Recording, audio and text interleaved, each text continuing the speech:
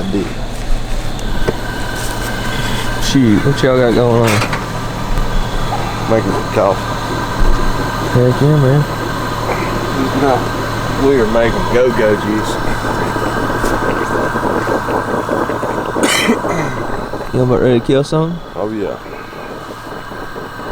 Well, I think I'm gonna try to beat the crowd while y'all enjoy y'all's coffee. Oh, this coffee's about ready. We finna pour it and go. Alright. Well, good luck, y'all. Right, good luck to you, man. See y'all about noon when I need help dragging one out. That's what I was about to tell you.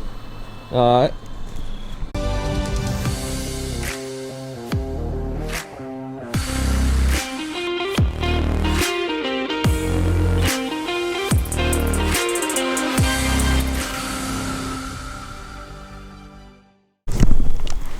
Alright guys, well, filming is not going to be great at all for the first little bit.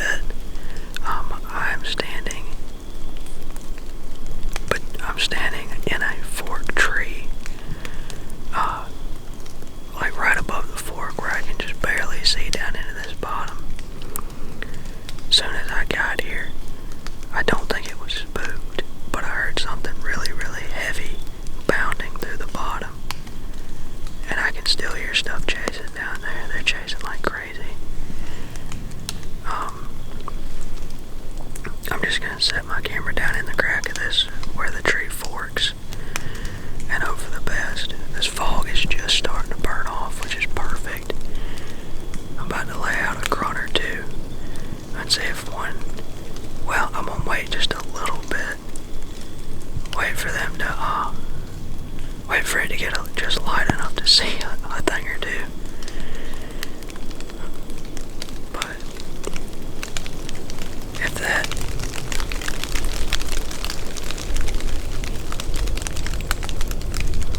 if this doesn't work, I'm gonna sneak down a little bit. I got some tricks up my sleeve to get one to come out today.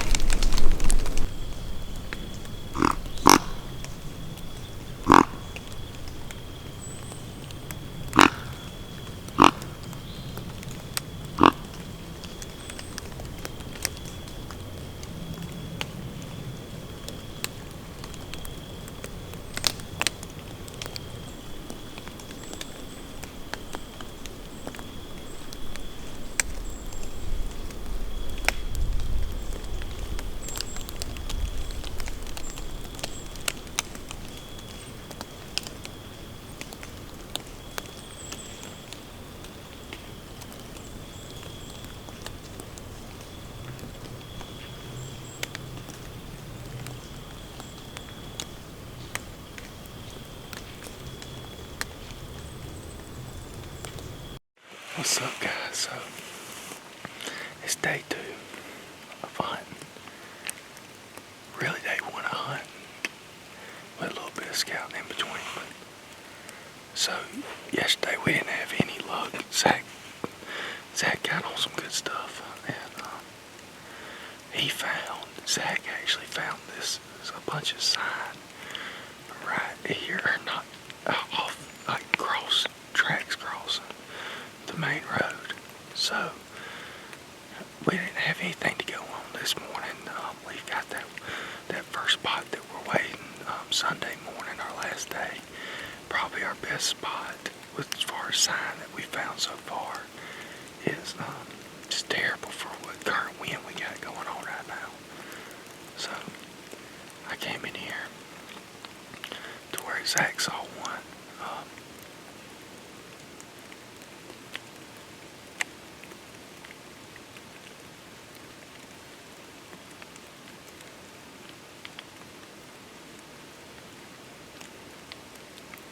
There's something moving at the bottom. If you can tell, there's a hill going down. And I don't know what the technical term, like a plateau coming up to build to the top of this hill. I'm gonna get down into this bottom. There's a really, really, really old road bed right here. It's not an actual access road anymore. Had been for a while. And the buddy is went the other way. We told each other we would meet around So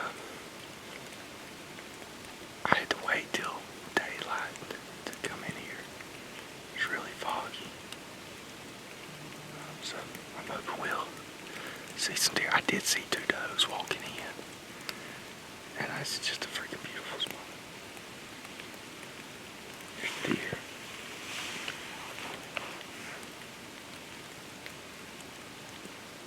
There's deer chasing that bottom.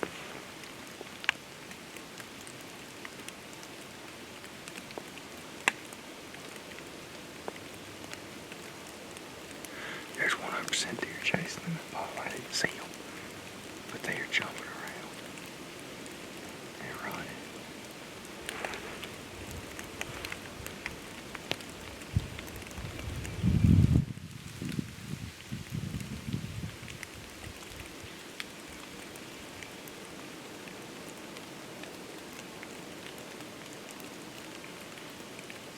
Maybe something happened.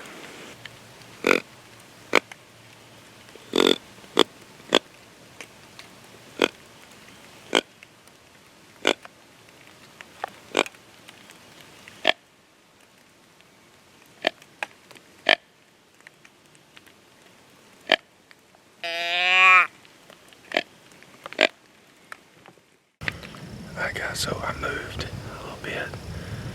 I'm looking more down into bottom. I didn't go, but 200 or 300 yards. Got this beautiful bottom right here. It's so foggy still, but perfect little slot, a draw for deer to work down into this thicker stuff. There's a bunch of thick pines over here, and they may be in there now, but I'm not gonna set up my camera arm. I'm pretty much gonna freelance it real quick because I probably won't be here too long. I'm gonna do some grunting and call and see if I can bring anything up. If something comes up, I'm just gonna hold my camera in my left hand and up underneath the muzzle loader and use it that way. Trying to get the best footage possible, but I'm not going to be here very long. I think I'm going to bounce around, kind of hunt my way back out. It's about getting close to 9:30, so I'll bounce our way back out. May not come out, but we're just going to see.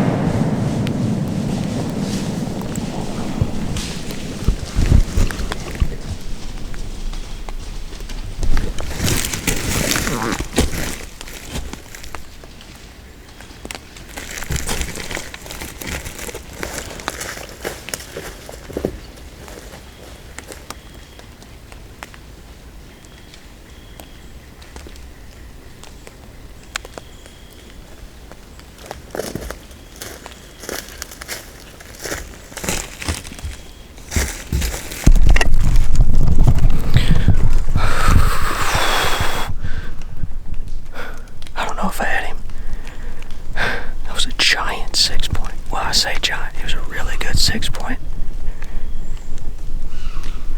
I couldn't tell exactly what happened. I had to shoot through a little bit of brush. I couldn't tell if he stood still for a second and ran because I couldn't see him, or if he like mule kicked and turned around, but he ran up and over this hill like nothing was wrong with him. I put the crosshair right on his freaking shoulder. I'm gonna give it a minute, go down there and look. Alright guys, well, my battery's getting kinda low. I'm just gonna sit here for like probably another 45 minutes or an hour. It's been a few minutes, I've calmed down.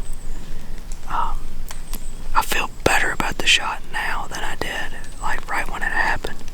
I don't know how I could have missed him, but I mean, I put the crosshair, he's like, I'd zoom in where he was. He was like,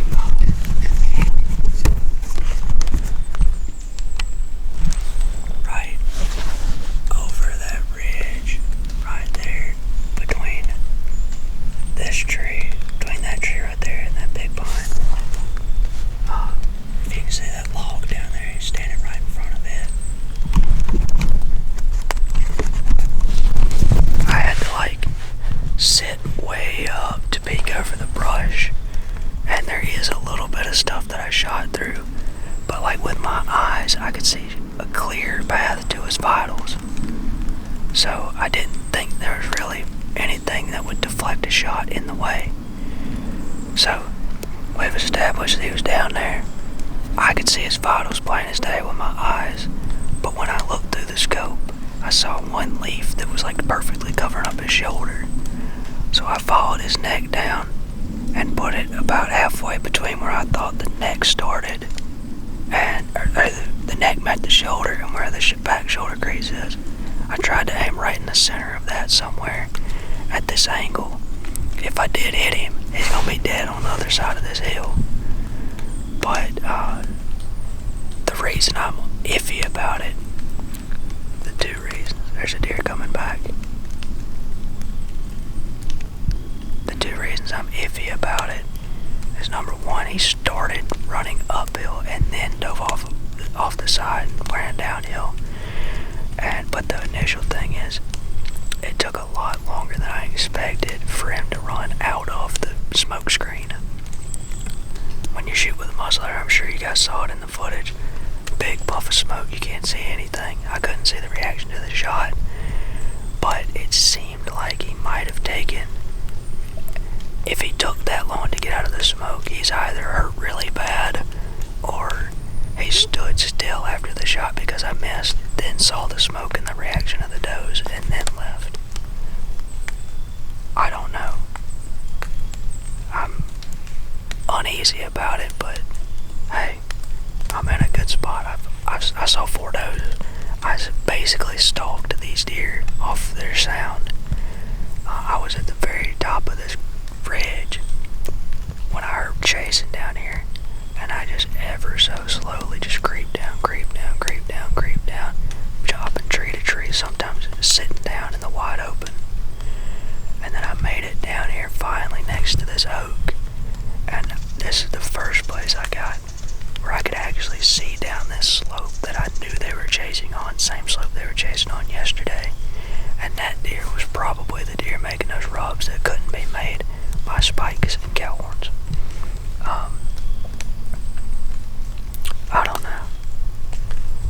I feel very proud of the fact that I'm figuring out how to hunt this WMA, and I'm seeing like a lot of deer, but I'm not very proud in my lack of patience and my eagerness overwhelming my ethics. I was just too eager to shoot a deer on this WMA and too eager to shoot a deer with a muzzleloader that I don't know. I may have messed up, but the shot still felt great, so we're just gonna keep an open mind, not jump to conclusions, and wait until we see blood or not. So I don't know. Y'all stay tuned. sitting on the ground right now because, interesting story, I tracked that buck. I found his running track, and I tracked it all the way to the edge of this thicket. And I'm sad to say that I must have missed him. I don't know how, but pulled the trigger, misjudged something. I don't know. I think I may have shot just in front of him, pulling the trigger maybe. I mean, I was free-handed. There was a leaf that was covering part of his shoulder. I may have misjudged where his actual shoulder was. I don't know. All I know is I missed. But, because I haven't found a single drop of blood, I hadn't found anything. But I was like, I'm gonna at least track him, see where he goes. See if I can't find any blood. Maybe it just took a minute to start bleeding. Well, I got all the way to this thicket, and I'm like, looking around at all these rubs, right where there's a little exit trail from this thicket. And I hear something, sounds like something get up out of its bed, start walking. And I'm like, that thing probably knows something's up, doesn't know what, because I was still trying to be pretty sneaky. So I walk over here, this rub right here, and I just ease, it only took me a couple steps. And I grab a stick and start raking it like you do for elk or moose or something. I was just raking it, stop, scratch the leaves a little bit, rake it, stop for a second, grunting a couple times, and then off in there here. Brr, brr, brr, brr, brr, brr, brr. I'm like, my God, what is going on? So I grab my grunt call and I go brr, brr, brr, brr, brr. Try to copy him, but not quite as aggressive. He's down there just grunting away. I could hear him walking for a long time, but I don't know if he bedded back down, or if he was intimidated, or if he just knew something wasn't quite right. I don't know. He's not here anymore. So my plan is, I may leave this spot to rest, especially, tomorrow it's supposed to rain pretty good, so it might wash away my scent, which on one hand that's good because it'll wash away my human scent. On the other hand, it's not so great because I'm going to put a couple scent wicks out covered in seduction, native scent seduction. Just because, I mean, there's already a hot doe in the area, but a little extra estrus can't hurt anything to get a buck out in daylight. But I got a couple more spots for this afternoon, a couple ideas.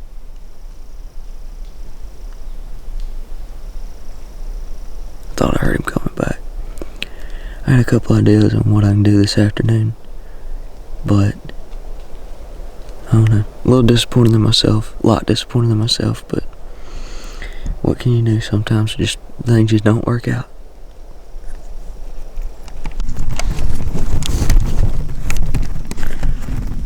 Alright guys, well, I'm back in the same bottom thicket thing.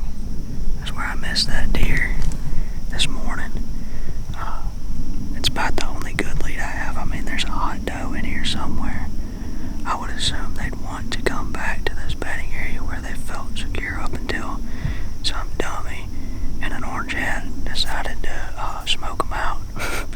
But I did give myself two things that builds confidence for coming back, or three things actually. There's a hot doe somewhere around here. The does got split up from the buck, and the does, I think, don't have any bucks with them, or they didn't when I left, because the buck ran this way and the does ran that way. So hopefully they'll try to get back together, or there's going to be bucks in here looking for those does, or those does are going to be back and they're going to be chased by a buck. The third thing is I've got two little scent wicks of native scents, and they are soaked slap full of seduction. And then I made a little bitty mock scrape on a tree that was already rubbed, and I just sprayed a little deception around it. My wind's a little funny. It's blowing like down this bottom, but I'm hoping that my wind being completely above this this thicket, and then having like a ridge right there,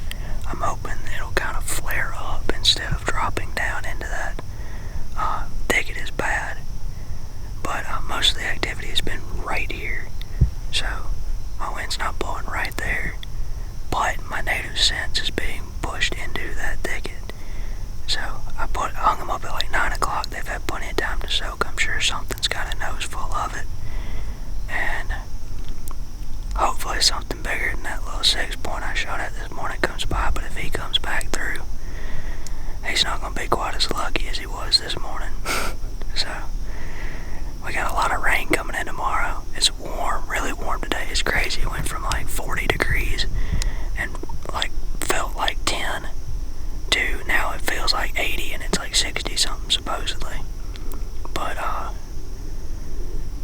they're chasing, they in the thick stuff, and I'm back at it.